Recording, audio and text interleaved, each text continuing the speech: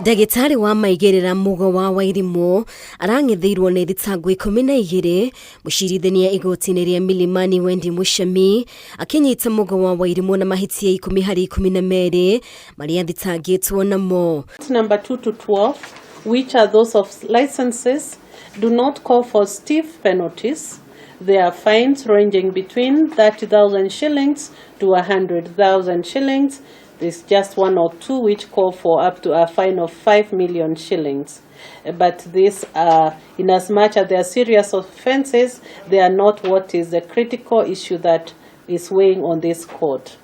Hamwe na thitango ici ari gukorwo thibitari atari na marua na oho kuhe arwaru ndawa niguo merigwo na kumanyita kiahinya ndeto ĩrĩa yahubukire mwaka-inĩ wa 2015. Mugo, having acquired some medical knowledge in nursing, decided to abuse that knowledge and administer drugs to unsuspecting clients so as to engage in despicable acts with them. Akirekereria itua rĩake, Jaji Mushami augĩte Mugo nĩ ũgwati kũrĩ mũingĩ mũno makĩria atumia na koguo amũkundĩka kioho kĩa miaka 29 na mieri 6. Instead of going out to use the knowledge that he says he wanted to acquire so as to save and improve humankind, he went out of his way in a most sinister way to endanger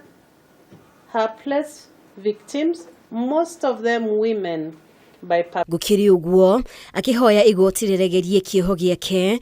Mugo ugite ni eririte ciiko iria atabanirie na kuhuthira umenya wake wa urigitani kunyamaria arwaru. The court to take that into consideration, that I can be able to soon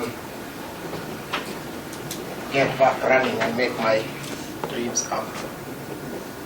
I refuse to give up. Itua rĩrĩ riũkĩte rĩrĩ Mugo arathiaga na mbere na gũtungata kioho kĩa miaka 11 nĩ gukorwo na clinic atari na marua na akoretwo thĩinĩ ihinda-inĩ rĩa miaka 4.